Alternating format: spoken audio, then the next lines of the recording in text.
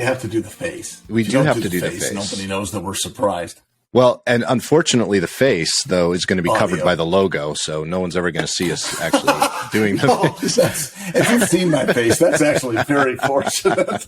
It is very fortunate. It is absolutely. Could we make the logo a little bigger to cover John's entire head? We actually don't wear glasses normally. These are our face blocking glasses, so we can't actually see each other's face. They're blurry. Yeah, they're cheaters. We need to find the new Elton John glasses. Yeah. Cover more of our faces. Exactly. Yep. Yes. Yeah. Hey, everybody, welcome. Yeah, and welcome to you, John. And to I don't know why I'm saying. Thank you. Thank you so much. I don't know. Went to and this does have John has told me what we're talking about today, and this does have some bearing on that.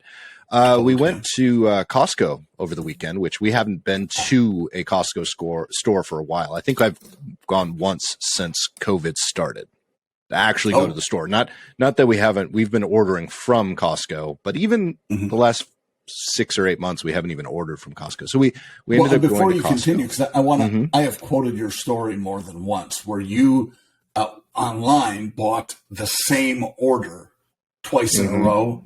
And the price increase you experienced? Yeah, was. Remember telling me about that? Yes, I do. Absolutely blew me. How could I forget? Just reiterate that, would you? It was expensive. Let's just put it that way. And there was quite a big price increase. But it was the same list of products. It was the exact same. We literally hit order again. And yes, yeah.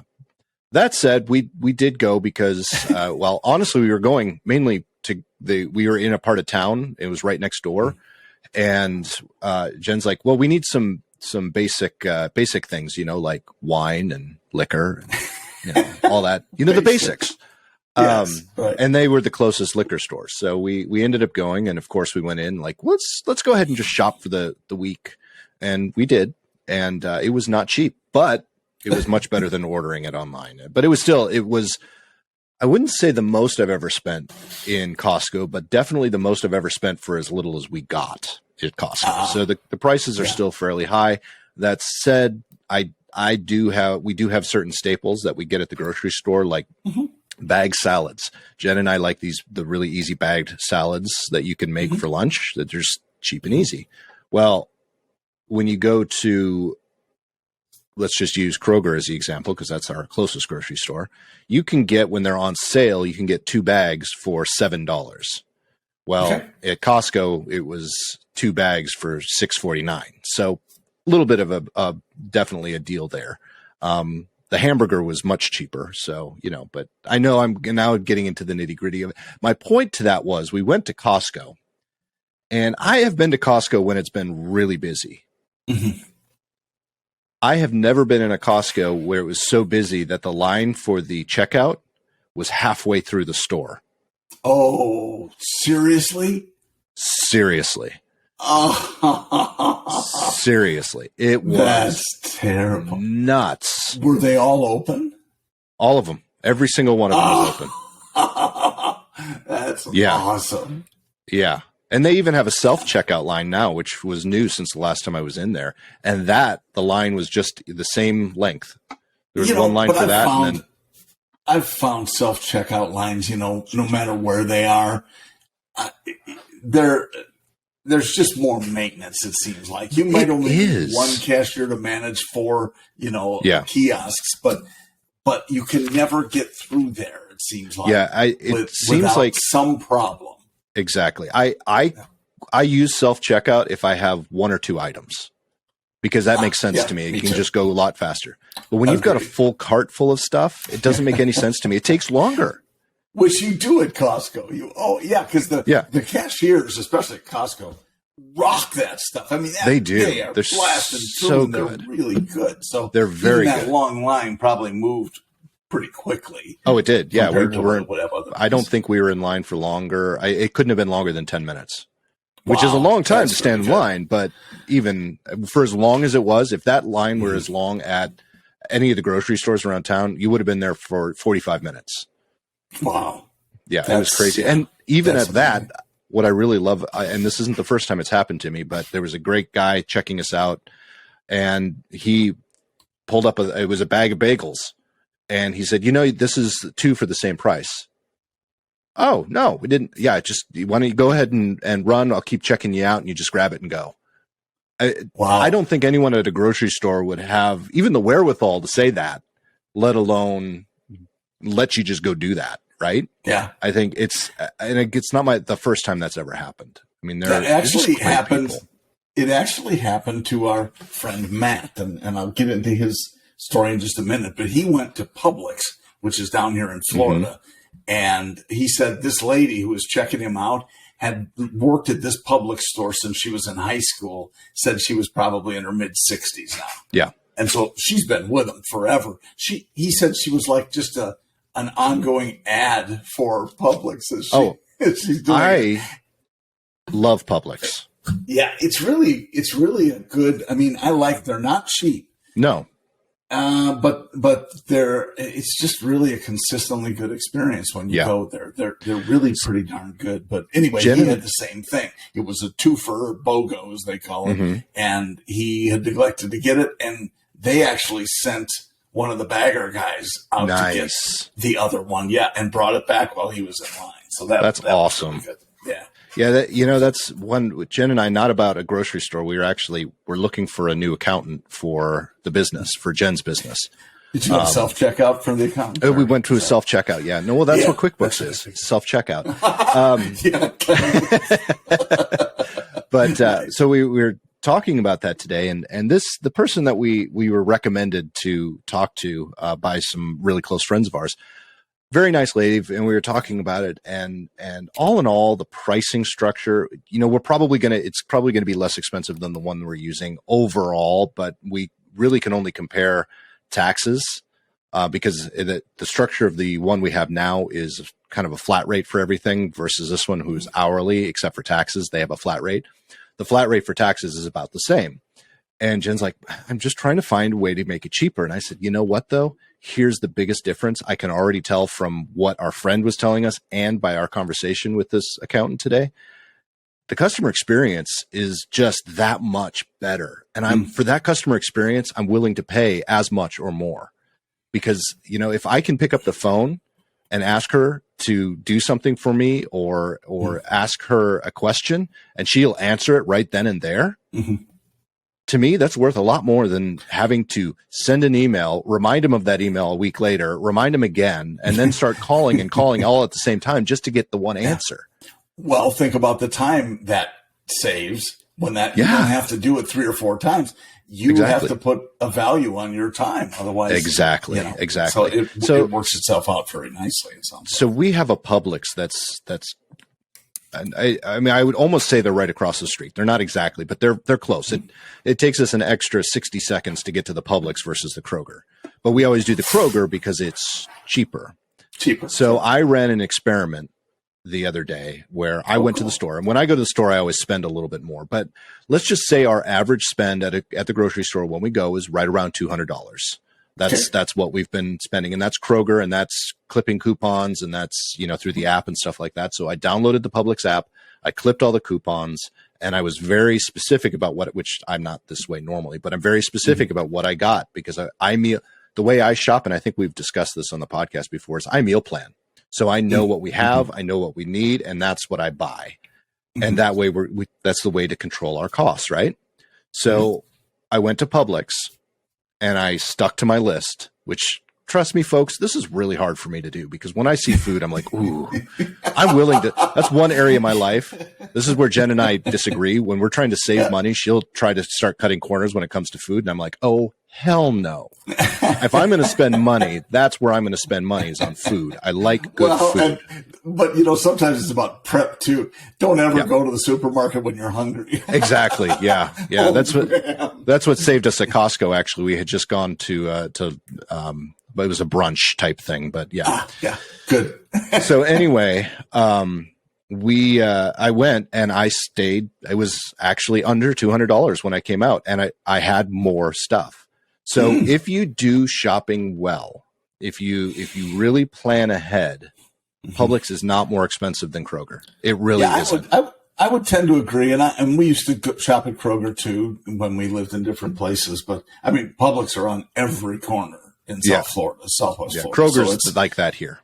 Yeah, it is, and it's a lot more prevalent in certain areas of the country. But no, I'm with you, and I agree. And they have special prices, and we check them out before we go. But and like you, we have kind of the staples that we get every time, right? And those things, we just kind of watch for them. If there's one brand versus another that's a buy one get one, then we'll do that. And it doesn't, like yogurt, for instance, as long as it's a Greek yogurt. Plain Greek yogurt, that doesn't really matter to me. Yeah, and so that's one of the areas that we can say, okay, well, just see what's on sale, and that's what we'll go with. But the buy one get one is usually a pretty good deal, even though there are only just two of us. It's just it seems to work out pretty well. Right. So, and you freeze what you don't need. Getting to the topic you actually wanted to talk about today, which is why I'm sharing all of this, because I actually got a question from Peyton the other day. And she's like, Daddy, Mommy's favorite holiday is Christmas. And why do you hate Christmas so much? I'm like, I don't hate Christmas. I don't hate Christmas at all. I actually love the day. I think it's a lot of fun. Now I look at it differently because my Christmas joy, it's not about the presents. It's not about the decorations like Mommy. I like the cooking. I like the sharing a meal with people. Again, back to the food thing. So Christmas is not I don't hate Christmas. It's my least favorite. And she's like, well, why is it your least favorite? Why is Halloween your favorite? Why is Thanksgiving, a close second to Halloween? And I said, well, quite honestly, at this stage in my life, and I mean this in jest, folks, I don't necessarily come out and say this as something that's serious, but it's really because I hate people. I absolutely hate people. And what I mean by that is when you go Halloween shopping, we went to one of the big box stores, which I found out, by the way, is the Halloween store is owned by Spencer's Gifts. If you remember those in the mall. Okay. Yeah.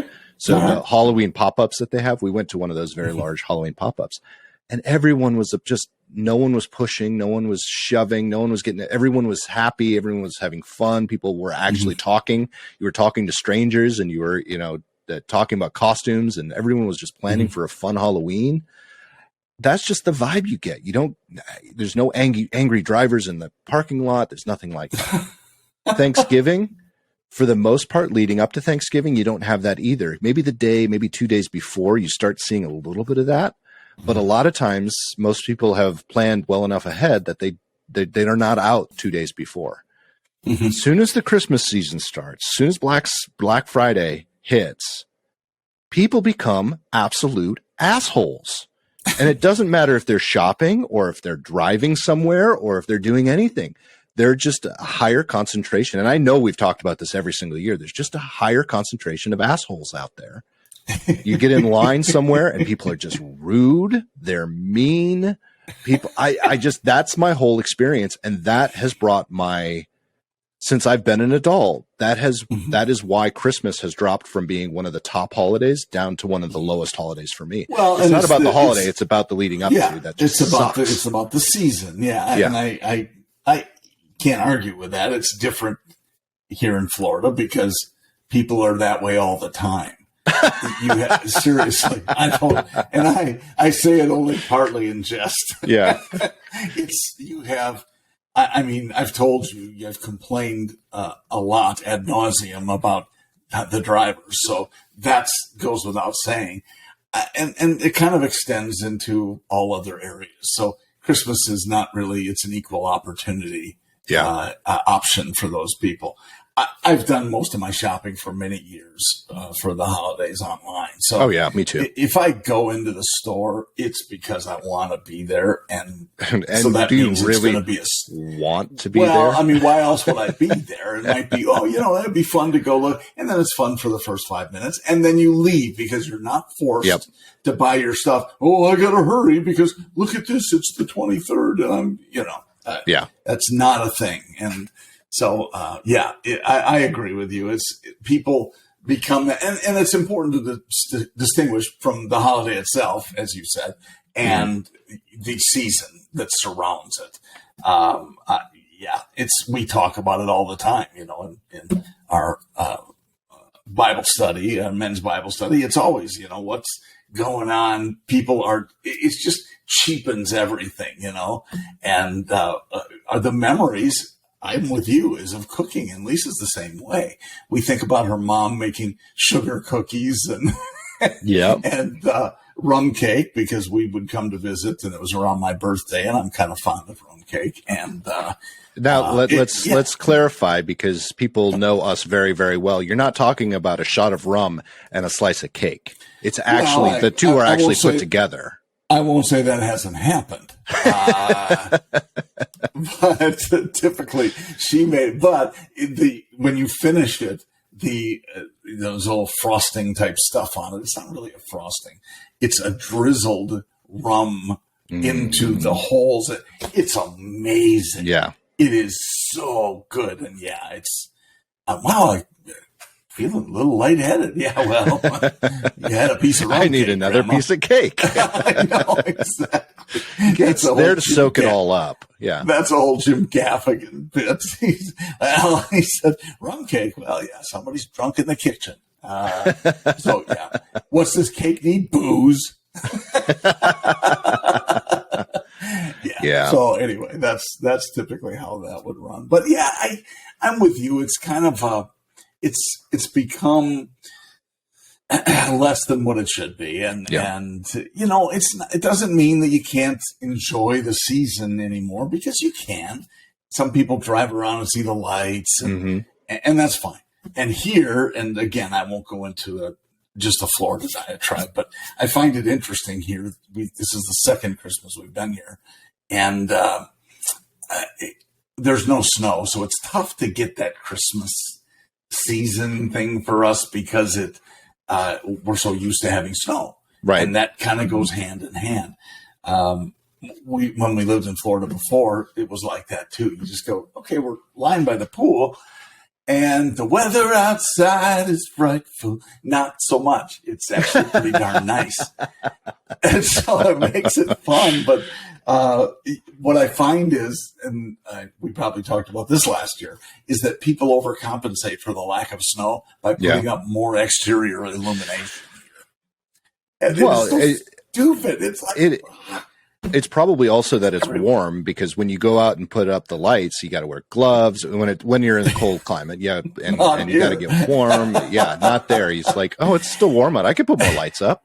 Hey, Susie, you put on a thong. You can't go outside without one. Go on. Exactly. Get those lights up. Yeah, it's a little bit warmer here. So, it's definitely a big part of it. But yeah, I would like to see it become a little bit of everything. And that said, that it's tough to get in the spirit. We went to church this last weekend, and they have 8 Christmas trees on the stage. And it's just... wow, it really was cool. So you go in this big auditorium, and okay, and we're singing Christmas carols. And it felt more like Christmas. So it's good. You can get into the Jen just had the studio, which you mentioned because you saw it on Instagram. Jen just had the annual holiday performance for the kids at the studio, and that was fun. And that was that brought the Christmas spirit in, and but that was the first time really yet cool. This year. It was very cool. She did a great job this year. The kids did a great job. It was everyone did, and the teachers. They don't listen, so they should.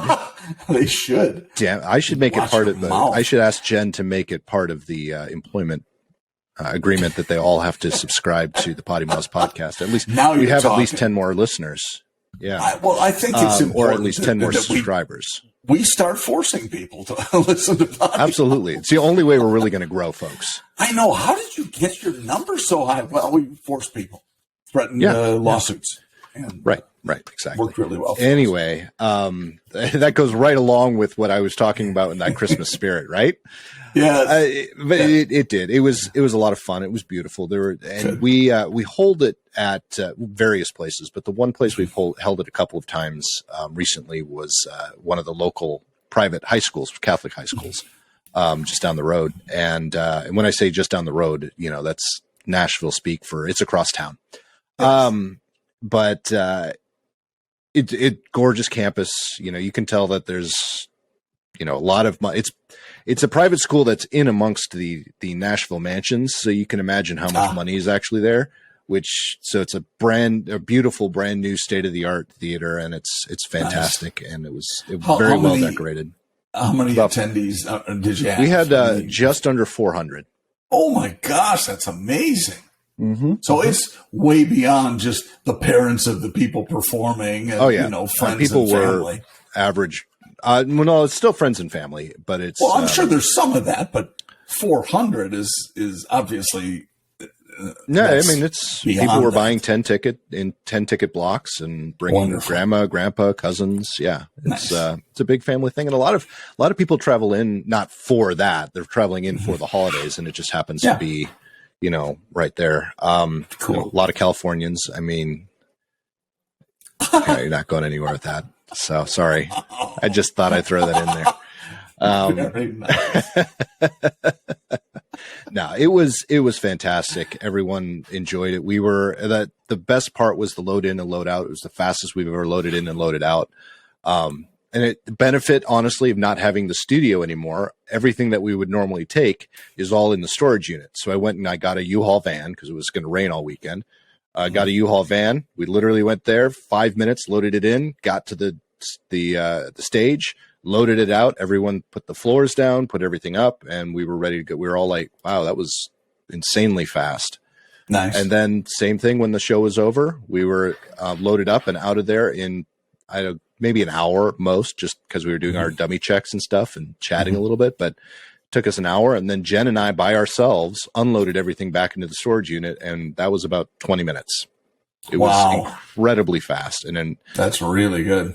Yeah. So I did say to her, and I said, I'm almost tempted just to keep a storage unit and keep everything for the shows in the storage unit. And I'm also tempted to go buy a van so we don't have to keep renting one, because this was way too easy. This was so much easier than the past years. Well, how often are you off site though?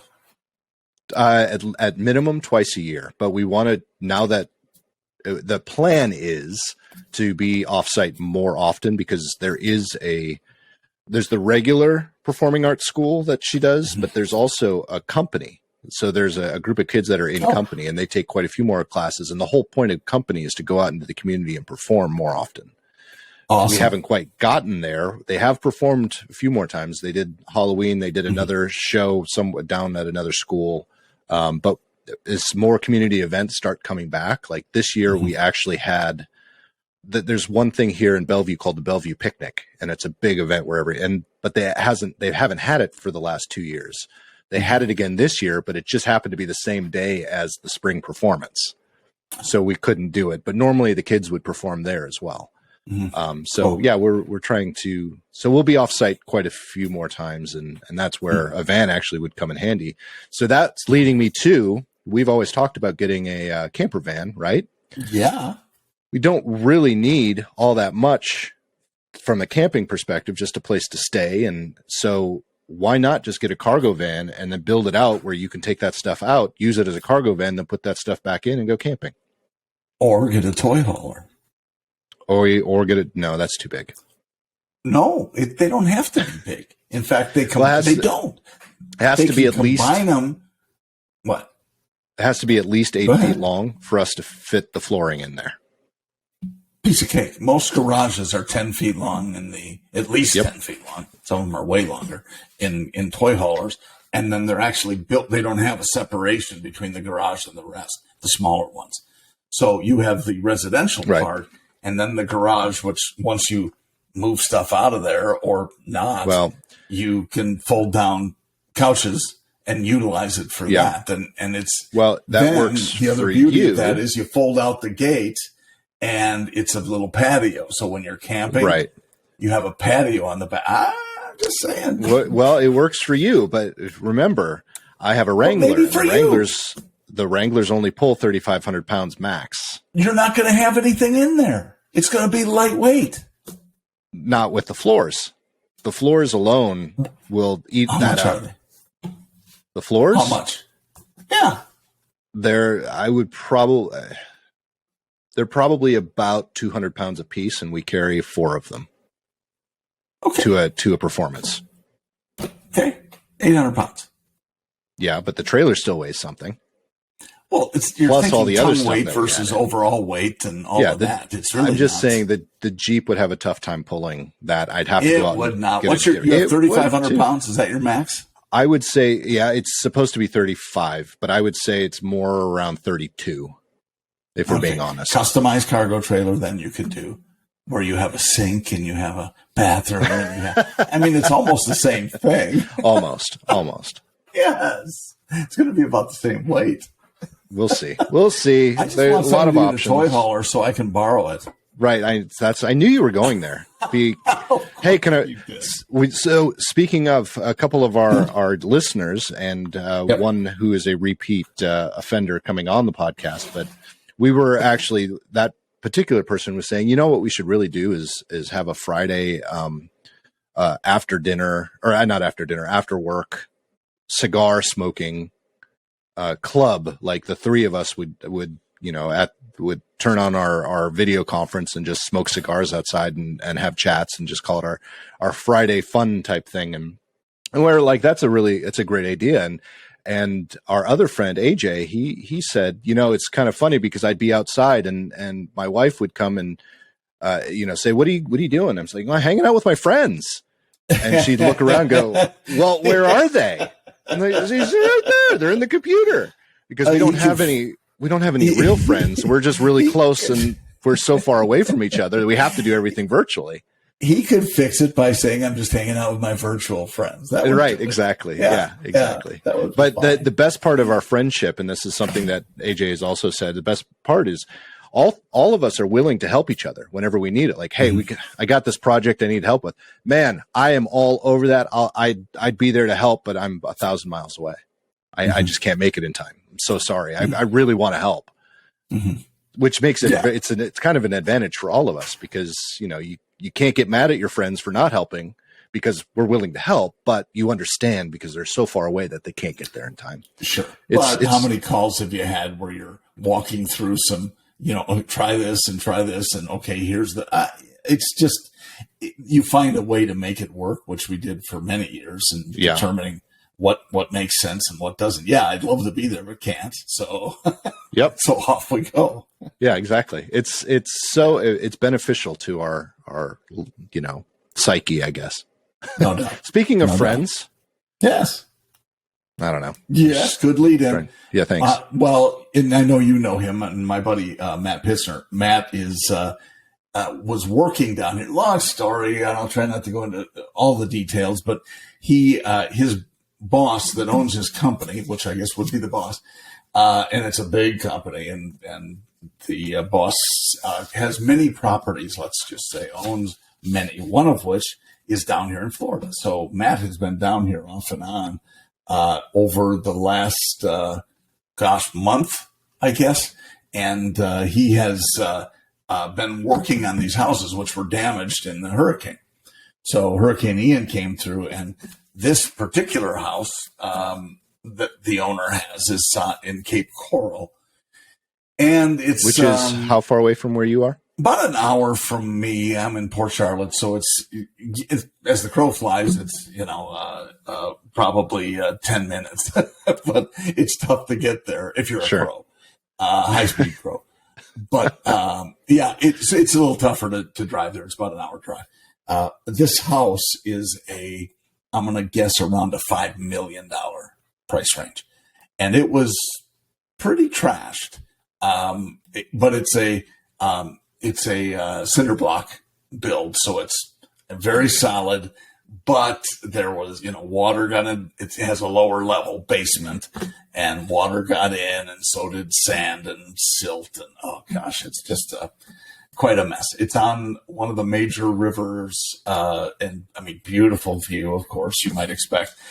But they have spent the last month in there at least doing all sorts of work, just maintenance items and building stuff out and electrical and so on. Anyway, so Matt, one of the other reasons he was in a hurry to get it done, besides the boss asked him, is because Matt had made arrangements to rent this place from the boss. So he gets a special deal for this week.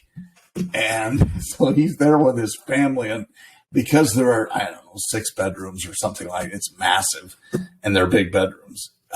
He wanted to make sure that it was ready to go. So he spent a whole lot of time getting it ready. And just to make a long story short, it's wow, what a place.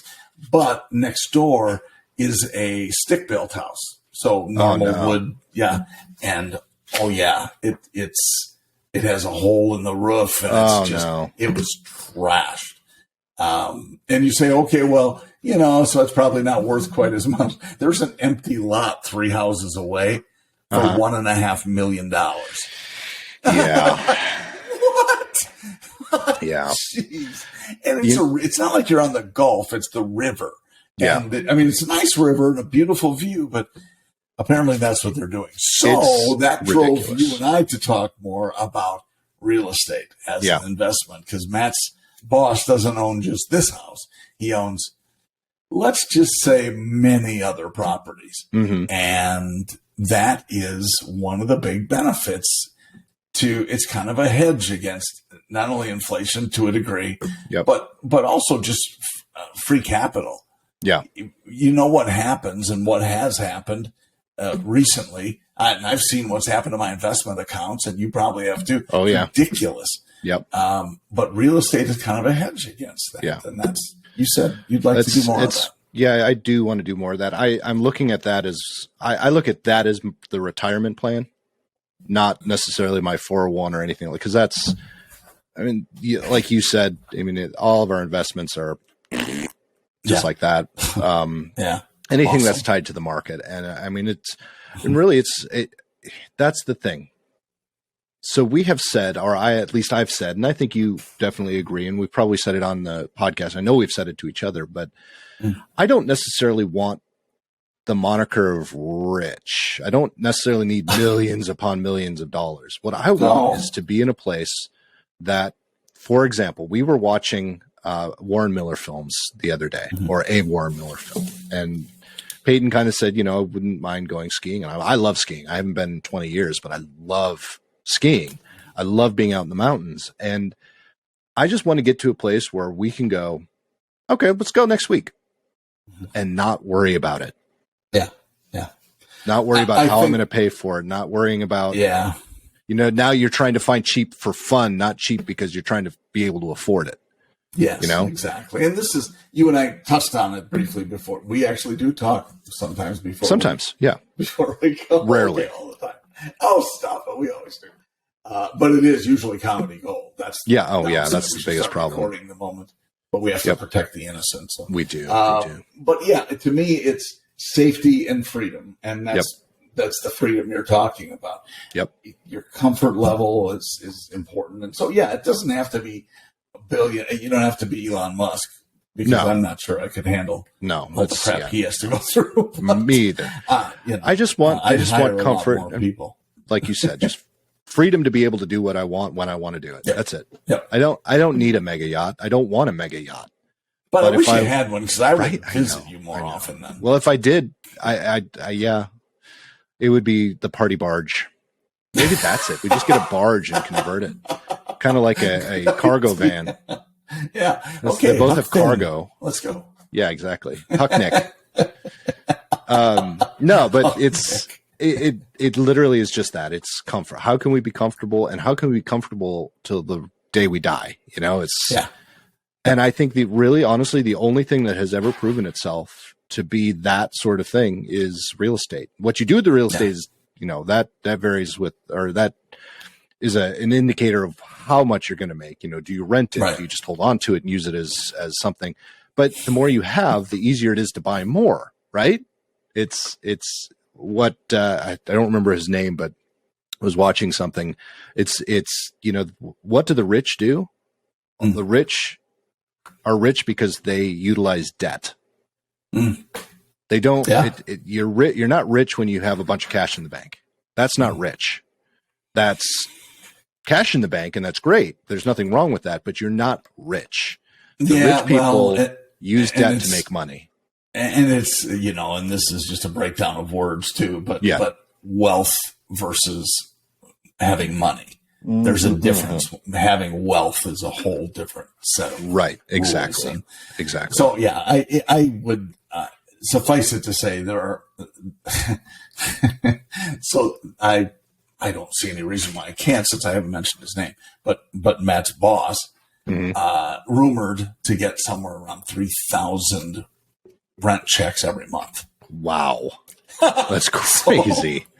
So multifamily or some of the properties, obviously, but but also these big properties too. And so Eddie Verbos rents them out. And okay, 3,000 of them a month. Yeah, and even if they're $5 each, it's still pretty good. Yeah, sure, I'd take that. There's a lot of an example of and there's a lot of smart ways to do it. So we have said, or that we are negotiating trying to buy a building for Jen's business.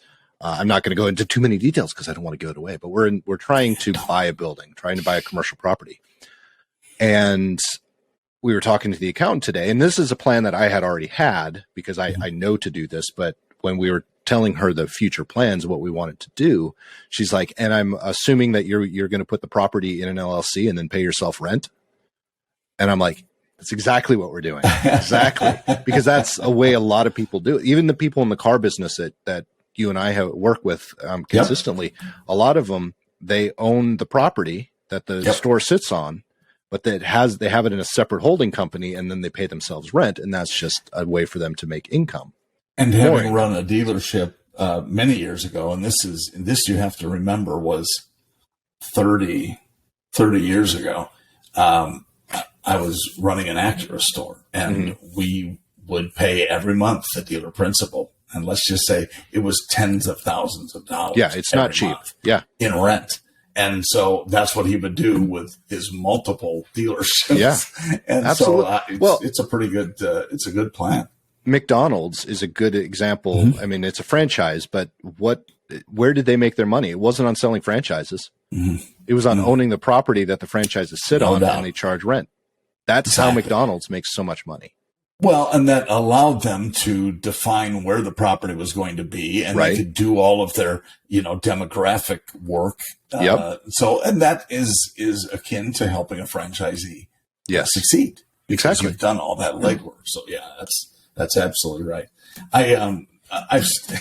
So how do you start in real estate? You can start small. You can do what Nick is going to do and become incredibly wealthy, but you can also start small. And Fundrise is a company that I started investing with, I don't know, a few years ago, 4 or 5 years ago.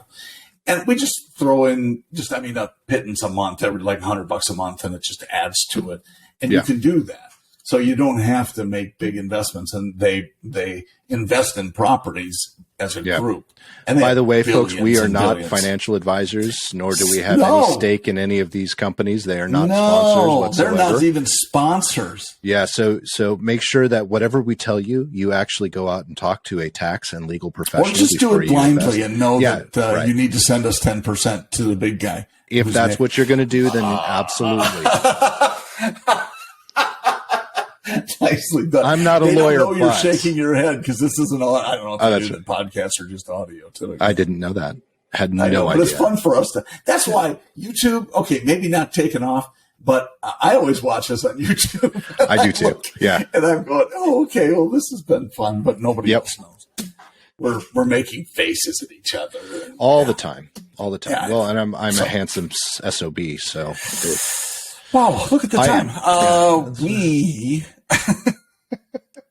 What else you got? Are you done? Or are you all talked out? I'm all done. No, I'm not tapped out. I could go for hours, but I don't think our listeners would stick around for that. They would too. I am not Joe Rogan, okay? No, you're definitely not. I know I'm better looking, but I'm not because Joe Rogan. But he has more listeners, so there. Yeah, a couple more listeners. Maybe if you weren't so handsome, people would be more likely to just want to listen. That's it. That's exactly what it is. You're right. You're absolutely right, John. You know what? You're rarely right, but now you hit the nail on the head. I did. Or is it the nail in the coffin? I don't know. I don't know. Nail gets hit somehow. But speaking of nails, I think we nailed it. We nailed it today. Everyone listening should head up to PoddiMouths.com to listen to all past episodes and blah, blah, blah, blah, blah, and, listen to this episode. Watch this episode on YouTube. Smash that like and subscribe button and turn on notifications. Blah, blah, blah, blah, blah, blah. blah. Yeah. That's really good. Maybe I've already written the title for this week, but maybe that'll be next week's podcast. Blah, blah, blah, blah. I think it should. It should. And on behalf of Golden Tongue and myself, I'd like to say that's blah, blah. Yeah, you're Golden Tongue. It's you praise me once in a while. You praise me for the creativity of the titles that we come up with for the show. Right. But you want to know for the longest time what the number one podcast episode we had listed? I do want to know. Moo. We had a podcast that I titled one word, MOO exclamation point. Yeah. And that for not anymore, but that for the longest time was the most listened to episode that we had. Less is more. Less is more. Maybe. I don't know. I'm still enjoying when I start losing my my need for the 3-word title, then I will concede to a more simple title. Listeners and viewers, you're welcome to let us know. Tell us what you think of Nick's prowess at naming the podcast episodes. I don't think they're all great. They're not all comedy gold. But once in a while, last week, I don't mind telling you, was shitty. Yeah, it was very shitty. The whole episode was shitty. It was the shittiest episode we have had in 4 years. Almost 5 years. Oh my gosh. Yeah. I believe that 5 years. We have how many? 3 more weeks and we will be in our 5th season. Years. Yep. Unbelievable. Yep. Unbelievable. Well, it's been a wonderful 5 years. It has been is it really 5 years or is it going to be 4 years? Well, it's 4 years going on our 5th year. Yeah. Right. But we call it 5 years. We do, because why wouldn't you? We overestimate everything. We overestimate ourselves. But we overestimate our listeners' patience. I was going to say we underestimate our listeners because we've been closing for an hour now. What the hell? It's just because I enjoy talking to you, John. That's it. I'm sure that's what it is. Yeah. Poor Bill is walking in circles in his driveway because he thought we were shivering because it's freezing in Michigan. It is as cold as a banshee. Yeah, are banshees cold? Let's say they are. Just for this episode, we're going to dive deeper into that next week, folks. No, we'll call it the Banshee episode. No, we won't. All right. Moo. Well, moo. I think that's how that episode actually ended. I think it probably is. Folks, have a fantastic week, and we'll see you right here, same bat time, same bat channel. Hopefully we won't get a legal cease and desist for using that terminology, but you never know. Gosh, let's hope not. Yeah. Bye, Robin. See ya.